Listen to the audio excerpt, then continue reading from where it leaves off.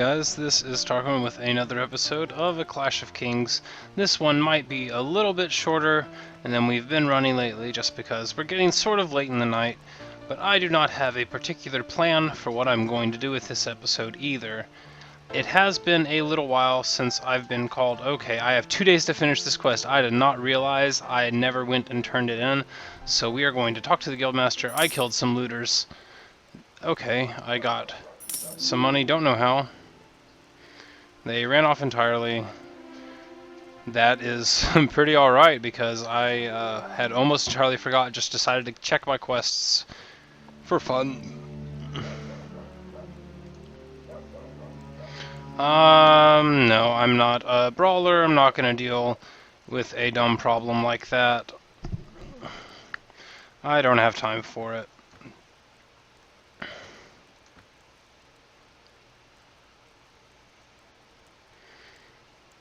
We do have the ability to buy a thick Houndskull helmet, which is, I think, exactly what we're going to do.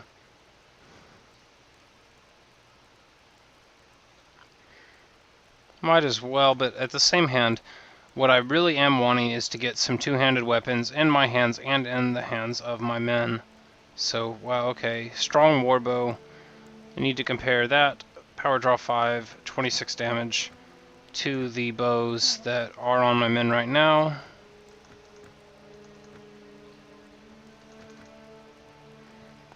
Okay, he has a strong longbow. And he just has a regular longbow. Looks like the warbow would be quite superior to that.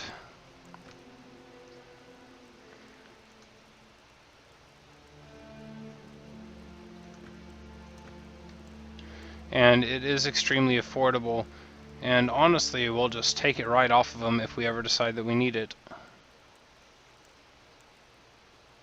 We are not particularly proud about raiding our troops. They work for us, not the other way around. We are going to buy 2 more of these thick pavises, fantastic shields, tons of okay, these aren't reinforced, but still tons of HP, good resistance, huge size, and definitely what we want on our companions whenever we're talking about going into sieges pretty much all the time.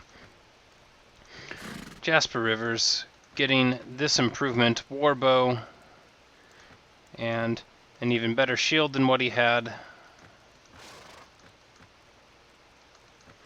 Gurner Pike losing that wildling shield for the Pavise.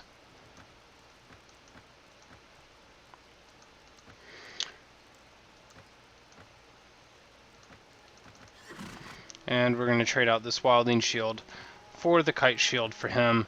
He, of course, does have a heavy destrier. He can be very proud of himself.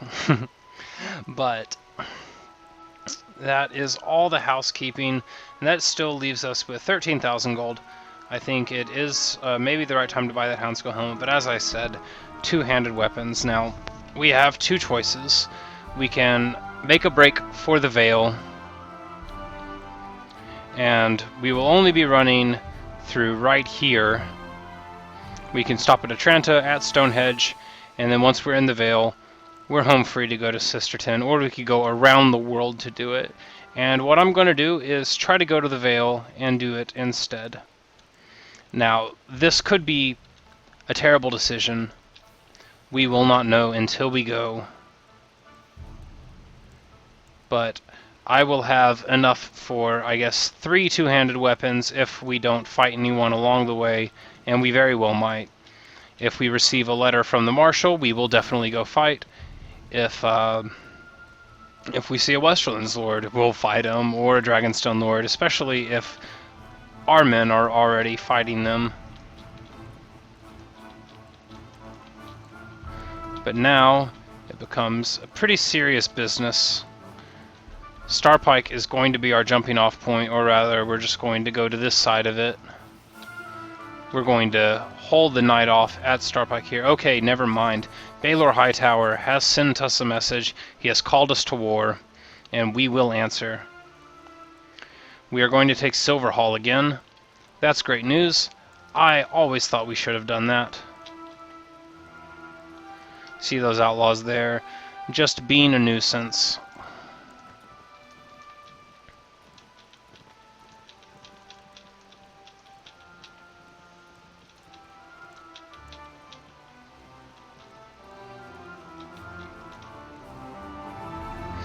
Wow, those broken men had a ton of captives. It looks as though none of them are particularly ones that I would want over the current troops that I have, though, so I'm just going to ignore them.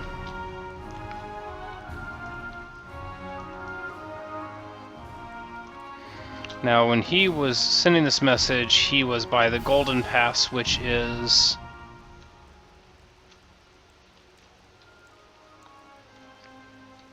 quite possibly very far away. We do need to track that down. Let's see. Okay, he was all the way up there, so he's going to be running around from this angle. That should be okay then. We are going to try not to get assaulted by anyone. We are going to make the first... Okay, there's no one at Silverhall. No Wester Lords at all as of right now. And our need to report to Baelor Hightower now removed. So I think he might have made a mistake. Maybe been defeated in battle. Something like that. But I do not understand why. Maybe he just had a major battle and decided he didn't have the taste for war anymore. Anyway, very curious.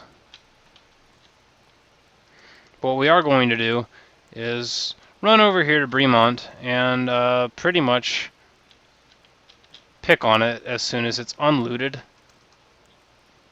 I do wonder even if I could single-handedly siege Silverhall. I doubt it. But it is sort of worth thinking about. No, they do now have 183 troops there. We do not need any more troops.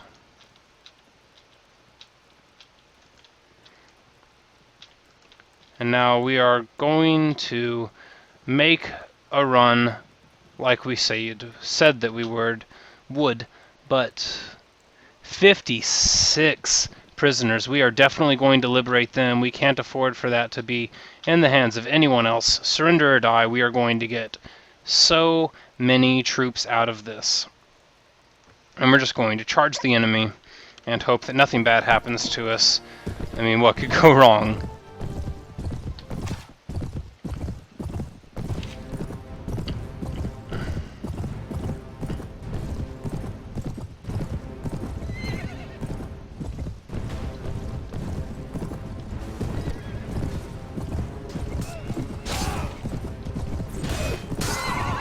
Alright, nice kill there.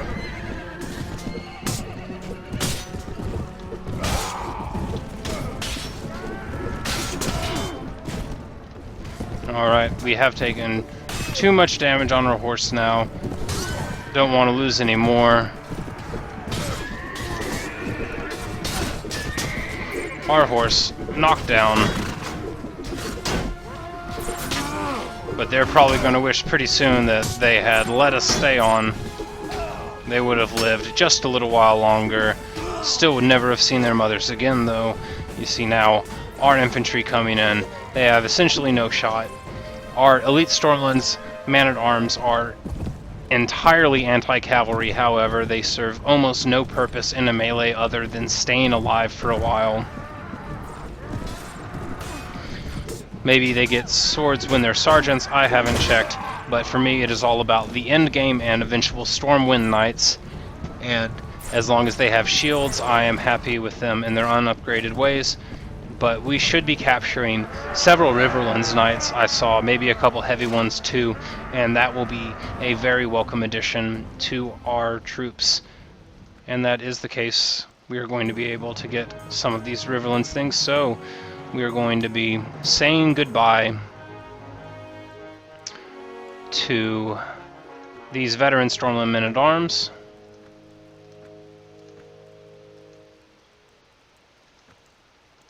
The problem with Riverland Sergeants is they do not actually upgrade into Mounted Sergeants. As you see, they stay Sergeants forever. That's not what we're looking for. Whereas these Riverlands archers will upgrade into mounted archers. We don't want them either. Or maybe it's the crossbowmen that do that. That's probably the case. But we're going to just leave all of them behind. We, yes,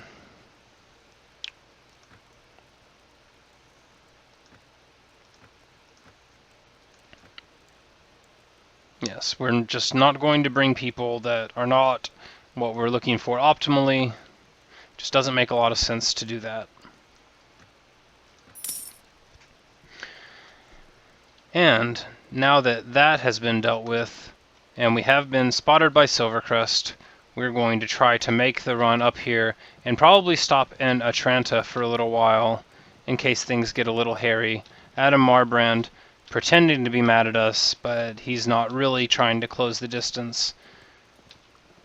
Okay, now we are up here. It is daytime. Norbert Vance is right here, so we're going to be able to pretty safely make a run past Derry. And that's just what we do. And now we are going to be able to go right into the Vale. These guys taking care of themselves and the Vale, and now we are home free. There should not be any enemies here. And we're just going to head right up to Sisterton and try to buy some Morning Stars and get the next stage of our super awesome wars going, where our men not only have nice shields and some decent horses, but great two-handed weapons as well.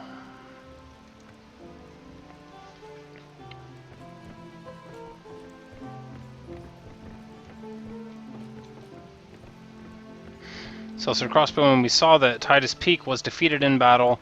That's sad. He should have listened to me.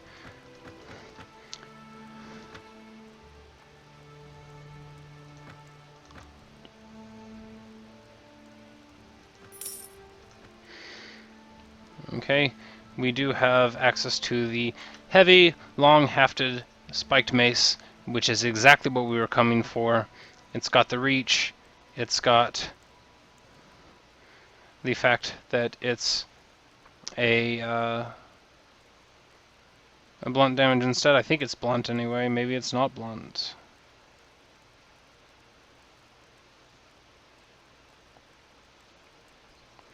Well, it's listed as piercing, but we are going to grab it anyway. 47 damage there. We're going to grab this one at 44 for one of our troops. And yeah, we might as well just grab one of these axes as well. It will be a while before we're able to get anything else out of it, so that is what we do. We now have 3 two-handed weapons to distribute between our troops. We will see who gets them. I, of course, get the first one. I'm the tallest, and I deserve it. The heavy, long-hafted spiked mace. Super awesome warhammer, just like Daddy used to carry. And now, alternately, we're going to give another one of these, or actually this bigger two-handed axe, we're going to give that to Bandsides, in case he's unhorsed. And Finna, we're also going to give this to in case she's unhorsed. And I really don't know if we should keep the spears on them, giving them the option to do something stupid with it, but I think we're just going to hope that they act smart and choose the highest possible damage output. That might be an exercise in foolishness. I do not know. Now we're going to run back up to the Bloody Gate. Still making a lot of money. We could actually, of course, afford another two-handed weapon right now if we wanted to.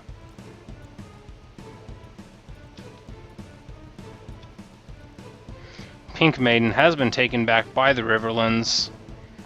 Great news for them, pushing the Iron Islands and the Westerlands out of their territory. And as I said before, I can't help but think that some of that is my fault, or my happiness rather, to have done so well against the forces of the Westerlands.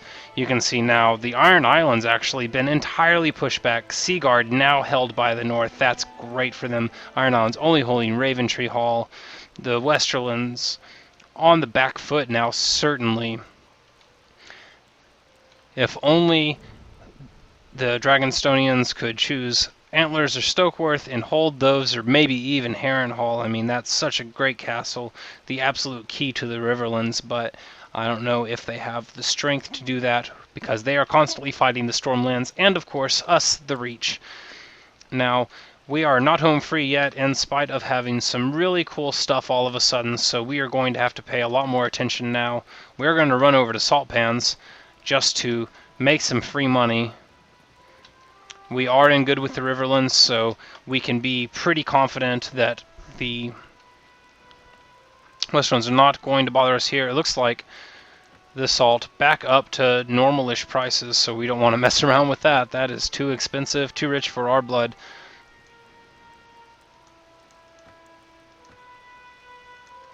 We do want to get a concept of whether or not they have certain trade goods here. They didn't have anything that we particularly wanted. Lord Clement Piper having it again. That's Halbert Crowshead. We couldn't care less about him. He is just a generic guy who made people angry, just like so many in Game of Thrones have. Didn't do anything for us, though. Clement Piper just showing the flag all around Saltpans. And what we want to do now is make a run for Atranta, if we can. Okay, Robin Ryger right here. Nighttime, always a pretty scary time because of the fact that at any moment you could just come right on an opposing force that is far more than you were bargaining for. We're going to stop here 1 second, check them out. We could get some more Ironborn from this, and I think that will be worth chasing him, especially if he runs in the direction we need to go, and they will. 56 broken men, though, that's not going to be very fun. And yeah, we actually do have a full army, so we're just going to let that pass. These broken men, however, have knights, and that means that we are not going to let them pass. 56 broken men. We see that they have a little bit of, wow, they have cavalry, they have all sorts of things. That must have been quite a battle that they ran from. We are going to chase them down for the good of the land, and we have caught them now.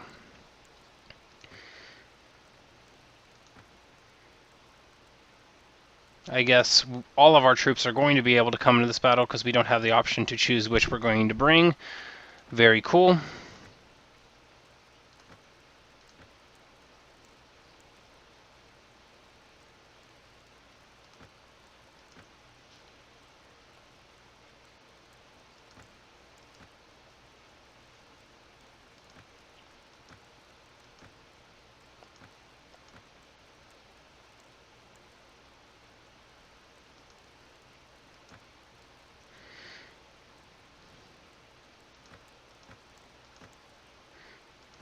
You see now I was just resetting my settings here for my dispatch orders, which pushes my infantry a little bit forward, my cavalry a little bit back. Enough planning to battle. You see 71 of my troops here. We are going to hold back a little bit and see what goes on. They are broken men. That doesn't make them stupid, but they are going to have to crest that hill and come into this huge amount. I mean, look at all of these guys with crossbows. I wouldn't want to have to deal with that, that's for sure.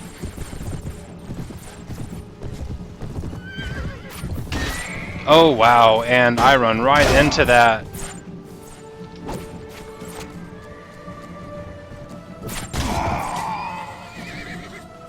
He gets taken out immediately. And even with these terrible decisions I've been making, it doesn't matter. They are running full bore into just so many archers, so many crossbowmen, and they're just not going to be able to make it. Coming in with this Warhammer, they're not even living long enough for me to use it. And now it is time for us to charge.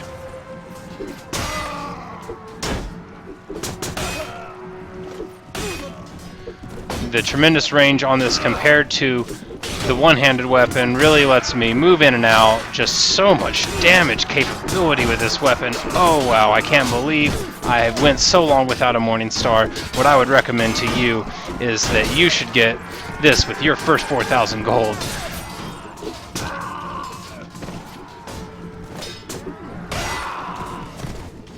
These sergeants not standing a chance in the world against me.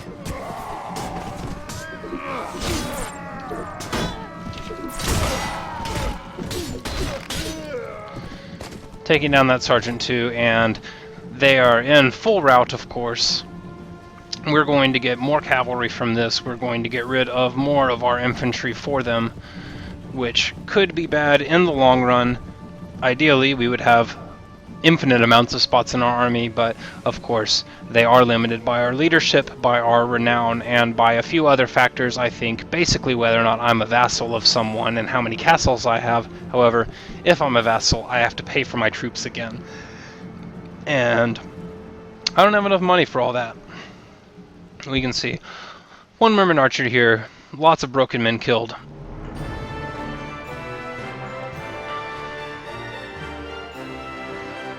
We need to get this Reach Knight, so we will be letting these Westerlands men-at-arms go immediately.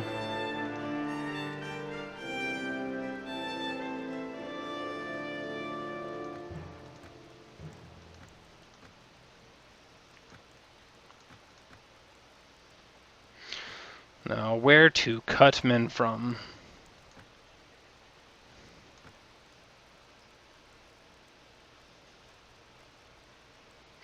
We are going to get rid of some of our crossbowmen in favor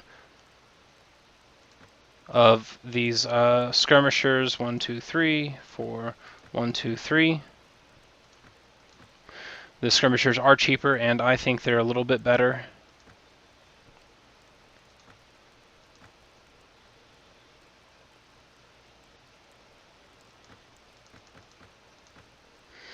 We're going to get these elite Ironborn Spearmen and a Dothraki Screamer, and see if these skirmishers upgrade to Screamers. They do not, so we're going to release them. What do the warriors upgrade to? To veteran warriors. We're just going to leave that one alone then.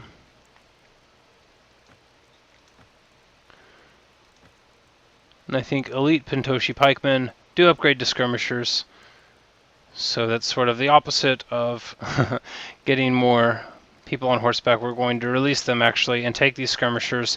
What's the worst that could happen? They'll just die and I'll get some different troops. But now we have gotten a couple Dothraki in our midst.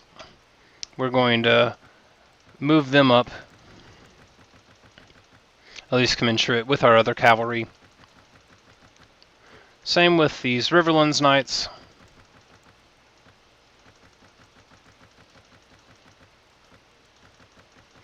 And way down in reserve, I think we're going to keep our Unsullied. They will be sort of our ace in the hole if we need people to come in very late in the battle. As well, we're going to keep our veteran Ironborn retainers down there if possible, and our Ironborn in general, so that they can come in with their very nice abilities there. And I think even having skirmishers come in after crossbowmen and after our reinforcements might be good, but at the same hand, they are so very powerful. Now we are mainly just rambling around, looking for a fight, but not too much of a fight, as always.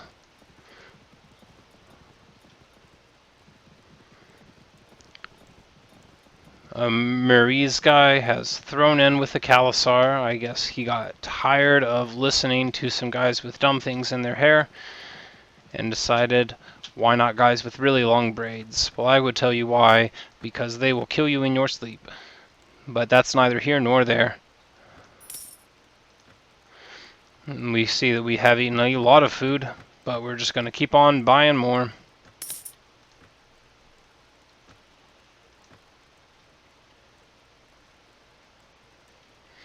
And another nice helmet here.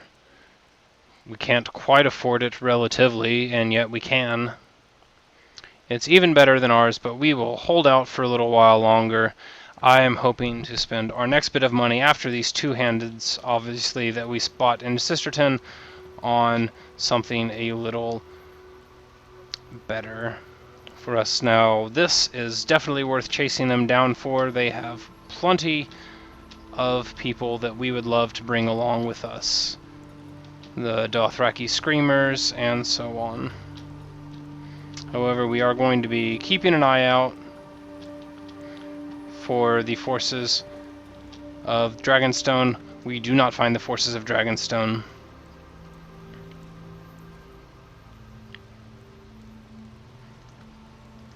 But we just dispatched these orders because we don't want to be super careless. There are 29 of them, which is a little more than normal. We will kill off their cavalry, and then we will just have an all-out charge. The spiked mace looking very cool on my back. And I now think I cut quite an imposing figure. That was a lot of trouble. I got couch lance damage on someone and almost died myself for it. But that's 2 kills. You can see this guy totally going dark with javelins. They didn't have a chance. If he stands up and I run him down too, that's 4 or 5 kills there. Just extremely efficient gain of experience in this battle. It's like my men want me to get that next point in leadership. And now my horse crippled.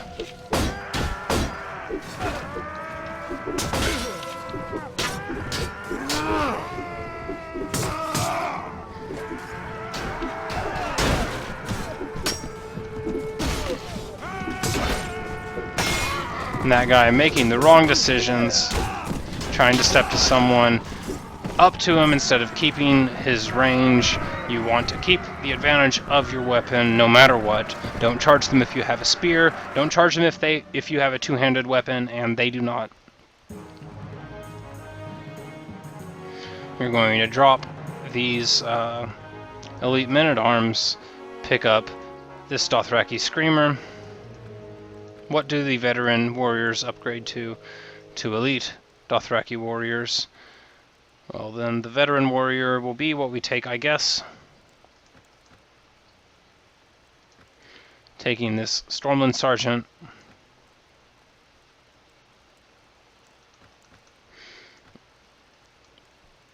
And the Dothraki Skirmisher until we can figure out what we want to do with them, whether or not we want to just get rid of them.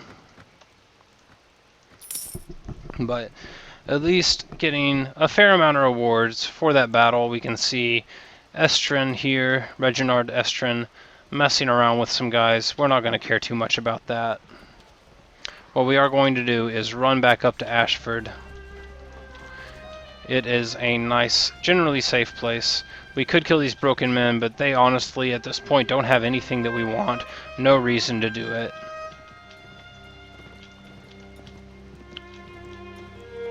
Just looters and outlaws running around everywhere. We're going to run up to Ashford, talk to the guildmaster, see if he has anything for us to do right now, though.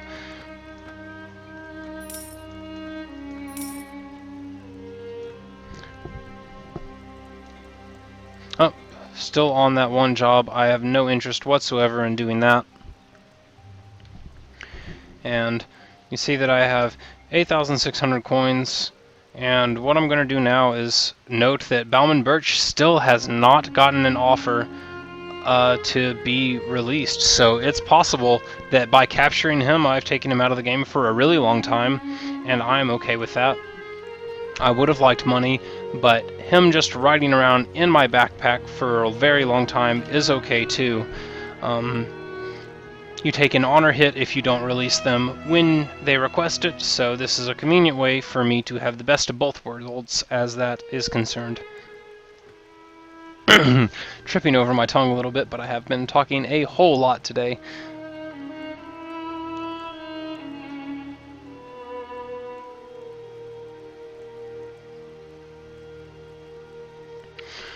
You see here the reinforced pigface clap visor, but we're going to hold off a little while on that. We could just get this armament for another one of our people. It's only 4 indifference, and I think that's actually, for 3,000 gold, that is what we'll do. If anyone can wear it, 14. We will see if anyone can wear it. It will probably be Jasper Rivers, the only other guy with enough strength to equip an armament. And so now both of these archers going to look pretty awesome. Big, tall feathers on their heads.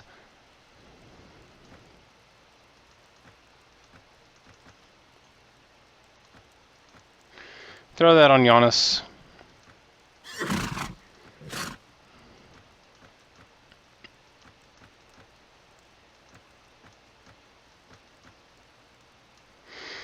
Canute Bandside and Finna looking super intimidating with those axes and Morning Stars over their backs. We're just going to wait here for some time.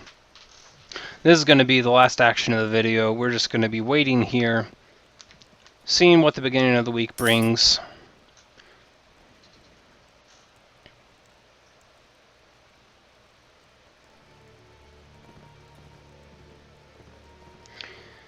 And that'll wrap up this video. King Robb Stark taken prisoner by the Iron Islands. That is devastating. That is over 300 troops that they will not be able to put into the field. The Reach is having a feast at the Arbor. I couldn't care less about that. Now, we do still have Silverhall and Cornfield. I do care about that, however, and I'm happy with that, but let's see. Rosby was under siege. It looks like the Westerlands getting a little antsy with their situation in the world and trying to work things out. Sir Ryman Frey had defected to the Iron Islands and has now been taken prisoner by the North. Very weird. Lots of alliances changing and shifting here. Silverhall is now under assault, and with that in mind, we're going to be leaving this video. And if only I had much more troops, I would happily go there and try to save them, but I don't know if that is what's going to happen for us. I think we might just lose Silverhall and then have to take it again. That's alright with me too. I don't know what happened to the cows that used to follow me around everywhere. Also don't care that much.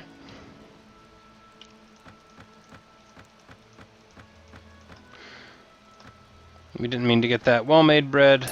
That's unnecessary, but the rest of it, pretty okay. We're just going to wait longer. We're going to let the Silverhall siege do whatever it does.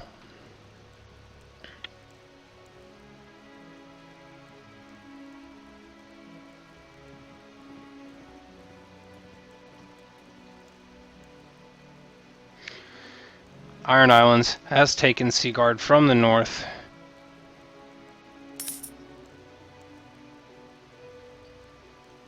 Lots of raiding going on. Lots of touch and go. Dragonstone has taken King's Landing. Now that is amazing.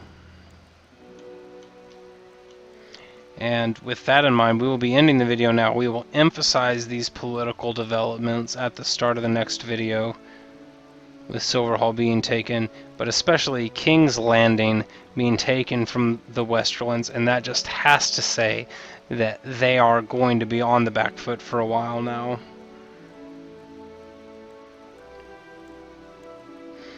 Raventree Hall has also been taken back by River Run.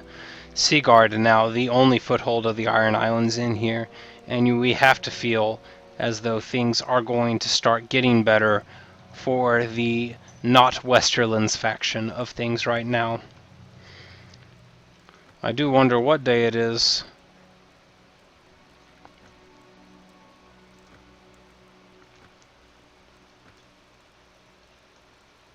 My renown is 603. Just for reference, I'm going to check what Mace's is really quick.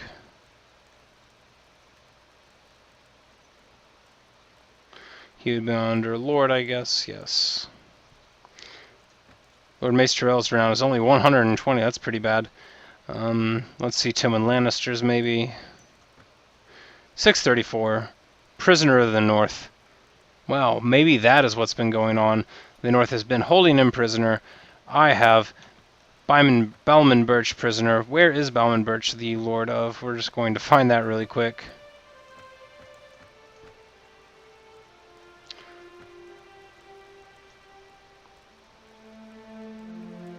Or is it Sir Balman Birch? Lotus Storkworth. So that is actually pretty amazing. He should have been here to help King's Landing. He was in my party instead and wasn't able to supply them. We're going to emphasize that in the next video, surely. This is Tarquin signing off of this. Wow, what a development. Dragonstone with the first huge victory of this playthrough. Thank you very much for watching. And this is Tarquin signing off.